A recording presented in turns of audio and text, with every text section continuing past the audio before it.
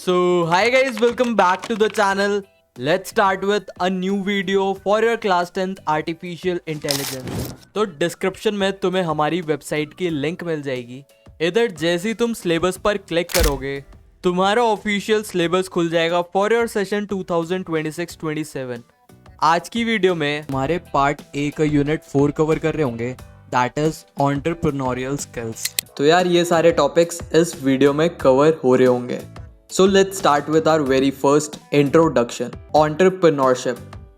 तुम्हारे text book में यही डेफिनेशन लिखी है, self employment where a person runs a business to satisfy people's needs and aims to improve it for profit. मतलब एक ऐसा सेल्फ एम्प्लॉयमेंट जिसमें इंसान अपना खुद का बिजनेस चलाता है, लोगों के नीड्स सैटिस्फाई करता है और उस बिजनेस को इम्प्रूव करता है प्रॉफिट के लिए। अब एंटरप्रेन्योर की क्या क्या क्वालिटीज होती हैं? सबसे पहले कॉन्फिडेंट बहुत ज़्यादा रहता है, वो हमेशा न्यू आइडियाज ट्राई करता रहता है, क्रिएटिव होता है, पेशेंट रहता है। पेशेंट मतलब उसके अंदर बहुत ज़्यादा पेशेंस होती है।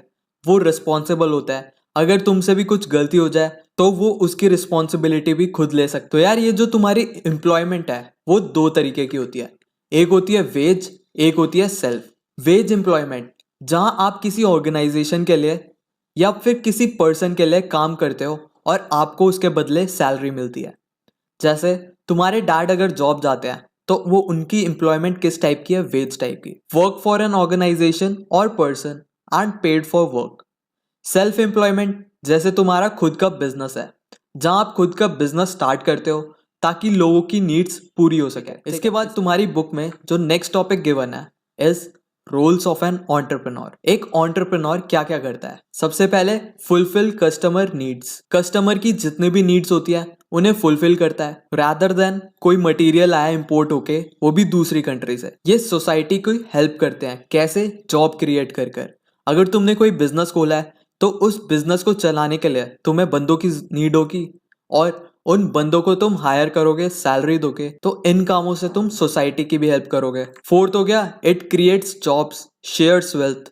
तुम बिजनेस के अंदर जितने भी पैसे कमाओगे तुम उस पैसों को अपने एम्प्लॉयर्स के बीच डिस्ट्रीब्यूट भी करोगे, तो इससे तुम्हारी वेल्थ भी शेयर होगी। तो ये सब तो था तुम्हारे सेशन 1 के अंदर। आ जाओ सेशन 2 में, फंक्शन ऑफ एन एंटरप्रेन्योर। मतलब एंटरप्रेन्योर काम क्या करता है डेली? सबसे पहले making decision, what to produce, sell, what quantity and where to sell. क्या प्रोड्यूस करना है, कितनी क्वांटिटी में बनानी है, कहां पर सेल करना है, हर एक डिसीजन कौन लेता है? एक एंटरप्रेन्योर। फिर हो गया managing the business, business manage करना, plan future for business, arrange raw material, hire staff, assign tasks, monitor progress. Future की प्लानिंग, रॉ मटेरियल अरेंज करना, स्टाफ हायर करना, काम को डिवाइड करना, प्रोग्रेस चेक करना।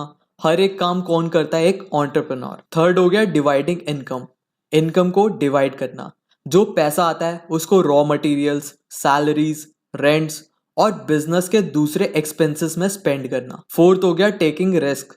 बिजनेस में हमेशा अनसर्टेनिटीज होती हैं, जैसे थेफ्ट, चोरी हो गई, फायर या फिर तुम्हारे बहुत ज्यादा लॉस हो गए, तो सारे रिस्क को कौन फेस करता है? एक एंटरप्रेन्योर। लास्ट पॉइंट हो गया creating new methods, ideas and products. नए मेथड्स या प्रोडक्ट्स क्रिएट करना, इनोवेशन करना ताकि बिजनेस रेलेवेंट रहे और इनकम बढ़ सके। So this was your session 2। तुम्हारी बुक के अंदर जितने भी टॉपिक्स गिवन है हमने काफी डिटेल में कवर कर लिया है। एक बार ऊपर से दोनों स्लाइड्स देख लो। So session 3, myths about entrepreneurship. पहले देखते हैं मिथ की डेफिनेशन क्या होती है। कोई भी फॉल्स बिलीफ या मिसकंसेप्शन जो तुम्हारे दिमाग में है। सबसे पहला myth, every business idea must be unique. Her business idea unique होना चाहिए, बट ट्रुथ क्या है? Even common business ideas can succeed if you add creativity. यार जरूरी नहीं है कि अगर तुम्हारे कॉमन आइडियाज हैं तो बिजनेस सक्सेसफुल नहीं हो सकता।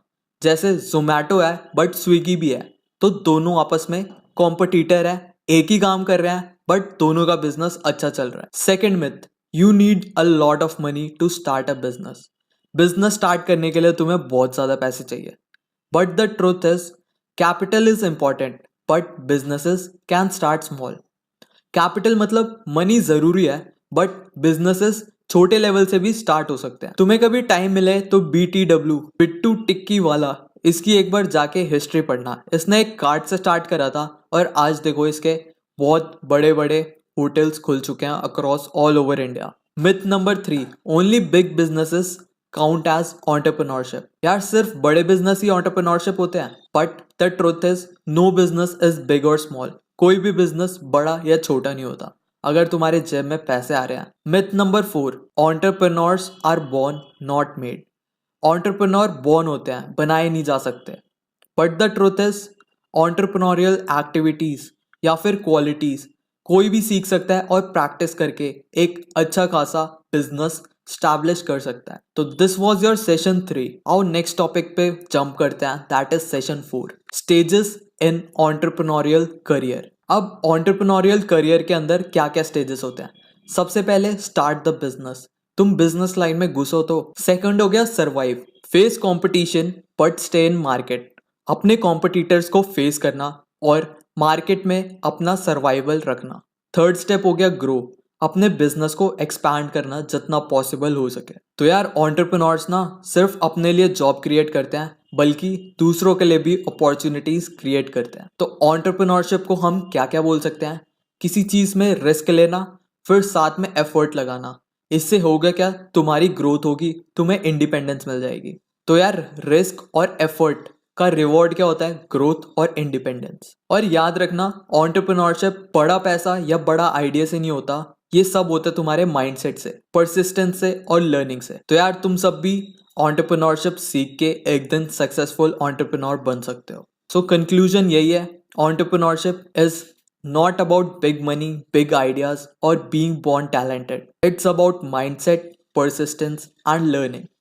Anyone including you can do it. तो यार एंटरप्रेन्योरशिप बड़े पैसे या फिर बड़े आइडिया से नहीं होता, ये होता है माइंडसेट, परसिस्टेंस और लर्निंग से। सब स्किल्स सीख कर हार्ड वर्क कर कर एक दिन सक्सेसफुल एंटरप्रेन्योर बन सकते हो। So this was your complete chapter entrepreneurial skills. तो यार तुम्हारी एनसीईआरटी बुक में एक बार देख लेते हैं हमने क्या क्या टॉपिक कवर कर लिया। सबसे पहले इंट्रोडक्शन, एंटरप्रेन्योरशिप के बारे में हमने पढ़ लिया कि ये एक तरीके की सेल्फ एम्प्लॉयमेंट होती है। ठीक है, एंटरप्रेन्योर्स हमारे हर जगह पे हैं।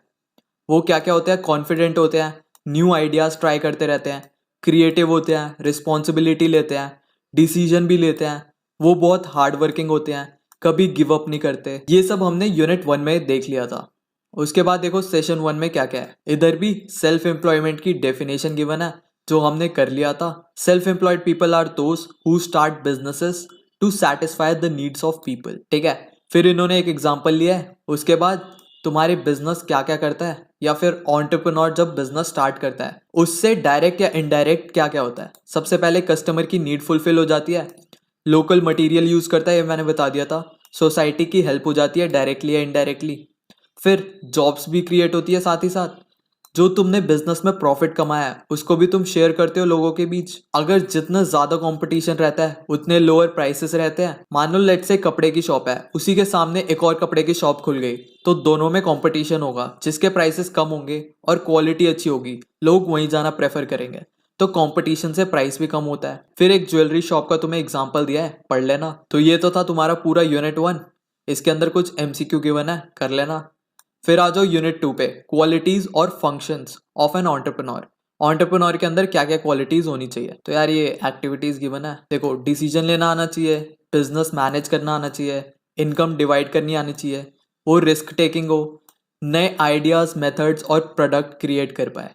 ये सब भी हमने कवर कर लिया था। उसके बाद आ जाओ सेशन 3 पे, मिथ्स क्या क्या होते हैं। सबसे पहले कि every business ideas need to be unique और स्पेशल।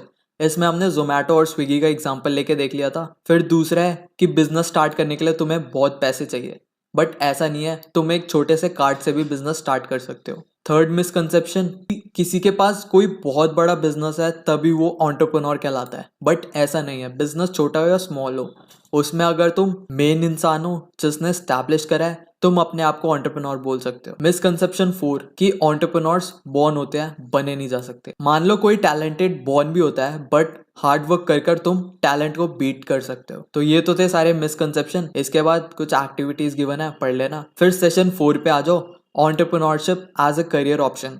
अगर तुम्हें एंटरप्रेन्योर बनना है बड़े होके तो दो तरीके की एम्प्लॉयमेंट होती है, मैंने तुम्हें बताया था। एक होती है सेल्फ, जिसमें तुम अपना बिजनेस स्टार्ट करते हो। एक होता है वेज, जिसमें तुम जाके किसी के लिए काम करते हो। जैसे तुम डॉक्टर हो, तुम खुद के हॉस्पिटल में काम करते हो, तो तुम्हारा सेल्फ एम्प्लॉयमेंट हो गया।